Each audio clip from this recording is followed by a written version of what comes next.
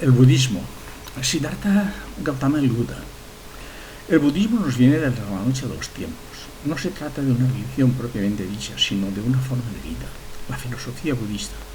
Con el tiempo, poco a poco, algunos la han ido convirtiendo en religión. Hasta llegar a Siddhartha ha habido varios Budas. De hecho, ha sido representado como el noveno avatar del dios Vishnu. Siddhartha Gautama no es un dios, ni el único ni el primer Buda. Esto no solo fue asegurado por el mismo Siddhartha, sino que también la cosmología budista hace esta distinción al afirmar que únicamente los humanos pueden lograr el estado de Buda, pues en esto reside el mayor potencial para la iluminación. Parece que Siddhartha nació en la familia de un rey entre el norte de la India y el Nepal. Las fechas de su nacimiento son inciertas.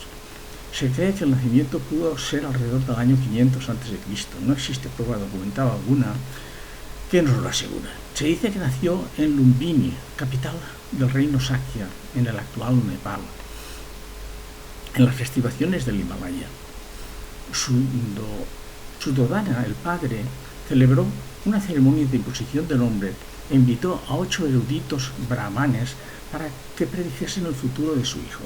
Esta es una costumbre del todo el subcontinente indio que hasta hoy en día continúa persistiendo.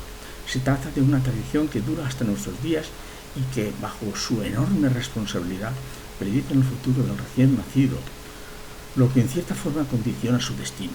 Todos ellos dieron una doble predicción: o que el bebé se convertiría en un gran rey, o que llegaría a ser un hombre santo. Sin embargo, Kaundinya, el más joven brahmin, llegó a hacerse famoso por ser el único que predijo que Siddhartha se convertiría en un Buda.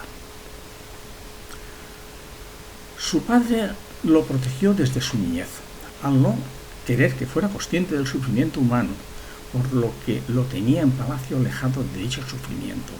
Pronto se casó y tuvo un hijo. La boda real del príncipe Siddhartha y la princesa Yasudhara, celebrada con gran esplendor en el Palacio Dorado, fue el agasajo ofrecido por su padre. La celebración duró varios días. Se dice que durante 29 años Siddhartha vivió como príncipe hasta el incidente de los 4 encuentros. Ya antes de los 35 comenzó a hacerse preguntas. Llegó el momento en que por su cuenta decidió salir de aquella confortable vida en varias escapadas de incógnito.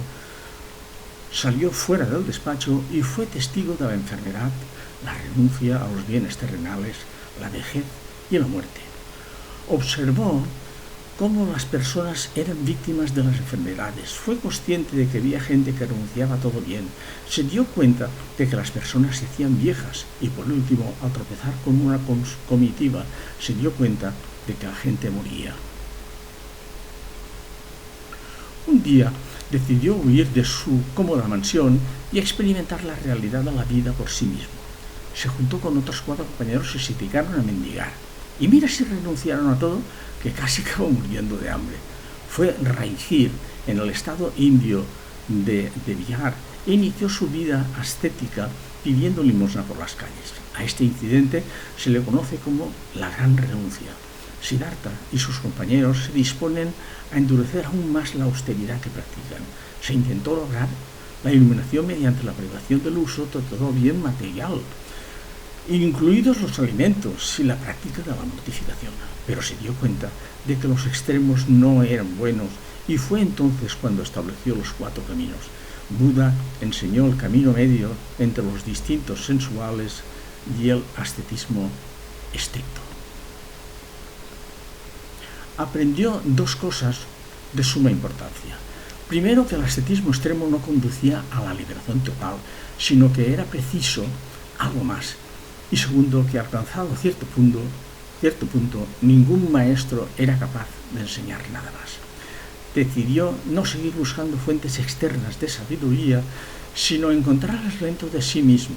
Enseñó las 4 verdades a sus primeros 5 discípulos. Llegó un momento en que se dio cuenta de que la abstracción meditativa, dhyana, era el camino correcto para despertar, aunque el ascetismo extremo nunca funcionó. Gautama descubrió lo que el budismo se conoce como camino medio, la senda de la moderación, lejos de los extremos del budismo, del hedonismo y de la mortificación. Y esto le llevó a descubrir el noble camino óctuple, así llamado y descrito por el Buda Gautama en su primer discurso. La luna llena, una noche de luna llena, Gautama se sentó bajo la famosa higuera arbórea sagrada, jurando que solo se levantaría al encontrar la verdad. Sus compañeros le abandonaron, pues creyeron que se había tomado indisciplinado y que por eso abandonó su búsqueda. Pasó varias semanas debajo del árbol. Siddhartha llegó a cabo una comprensión completa sobre la causa del sufrimiento y sobre cómo eliminarlo. A esta comprensión se le conoce como las 4 nobles verdades, que son los pilares sobre los que se apoyan las enseñanzas budistas. Comprendió que ya no pesaba sobre él la ilusión del falso yo, man. Su verdadero ser estaba más allá de las dualidades, del aferramiento y de la repulsión. Había trascendido el espacio y el tiempo, la vida y la muerte.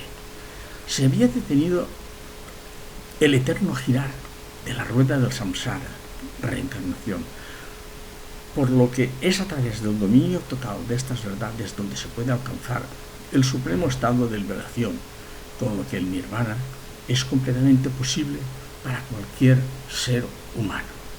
El Buda describió al nirvana como la perfecta paz de una psique, mente, que está libre de todo tipo de ignorancia, avidez, odio y otros estados dolorosos o insalubres de ella. El nirvana es también considerado como el desvanecimiento del mundo, en el que todo resto de personalidad de juicio desaparece. Solo en tal estado adquieren las 10 características que todo el Buda posee. El Buda fue recordado por haber dicho a sus discípulos que antes de morir que no siguiesen a ningún líder.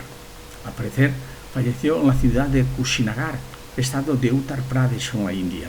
Se cree que su defunción fue por el año 400 a.C.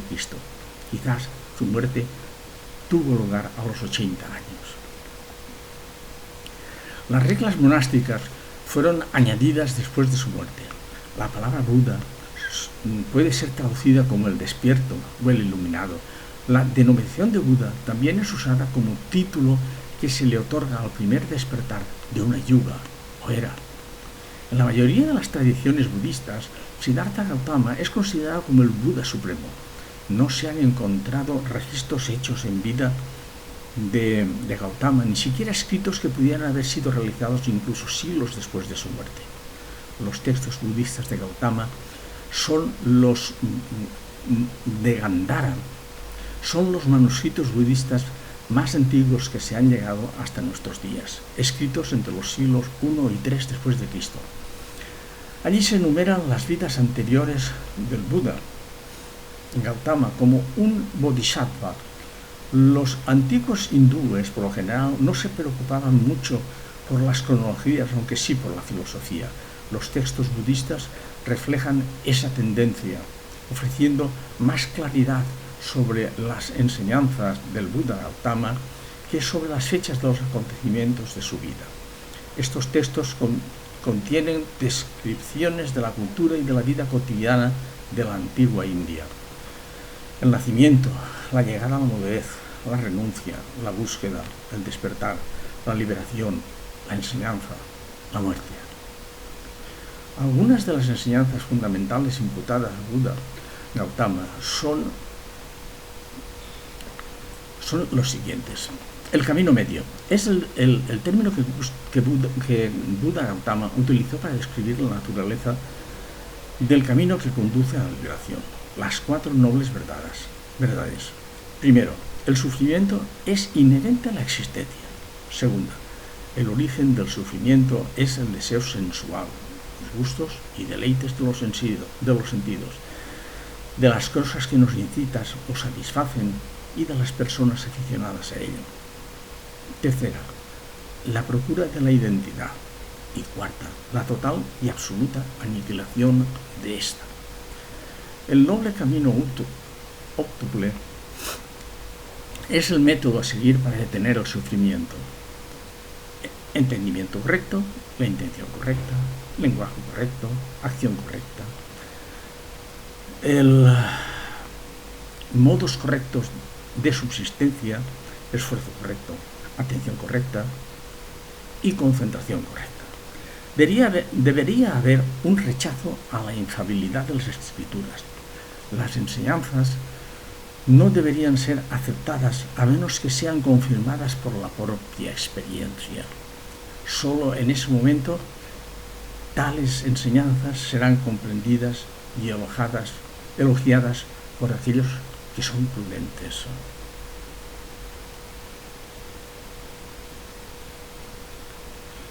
En cuanto al nirvana, es posible que los seres que pueden sentir,